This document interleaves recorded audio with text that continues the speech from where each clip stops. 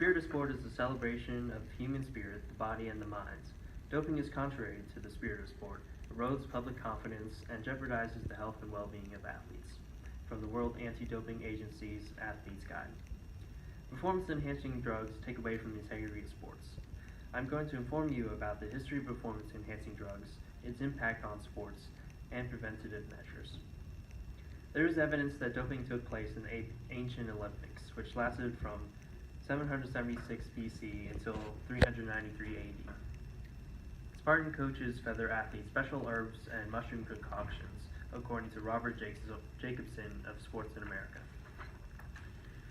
The modern era of doping began with the development of injectable testosterone in 1935. Testosterone is a male hormone produced naturally by the body, and injection of it increases muscle mass and strength. Nazi doctors introduced the drug in order to increase the aggression of soldiers, but the drug eventually made its way into the sports world, and the Germans dominated the 1936 Olympics as a result of it. The father of anabolic steroids in the U.S. was Dr. John Ziegler, the physician of the U.S. weightlifting team. Anabolic steroids are a chemical variant of testosterone. He found that the Soviet Union's success in the weightlifting was due to performance-enhancing drugs, and decided that the U.S. should also use them in order to stay competitive, according to Robert Jacobson. Performance-enhancing drugs have also impacted sports in a very controversial way.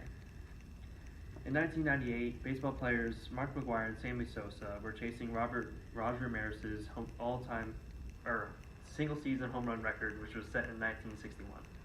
By the end of the season, both Sosa and McGwire had broken the home run record, with Sosa hitting 66 and McGwire hitting 70.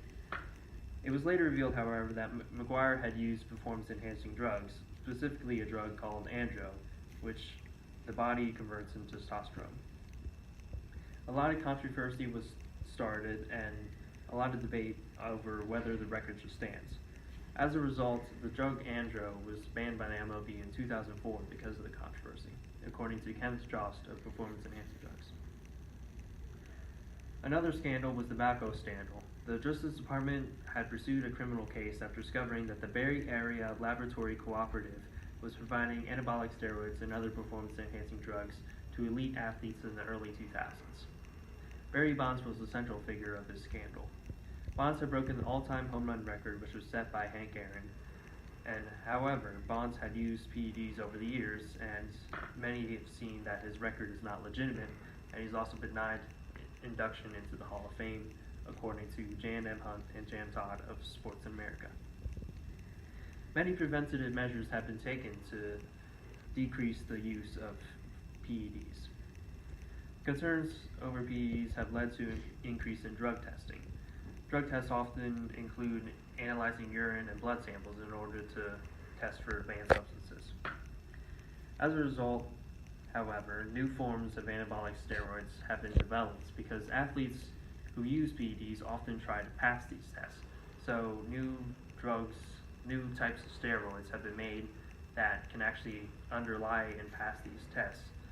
So leagues often have to update their drug testing in order to test for these drugs, according to Drugs and Athletes. However, the World Doping Code does allow for reduced penalties for banned substances found in generally available medicine or products. Athletes can escape the penalty by showing that he or she bears no fault or negligence for their violation.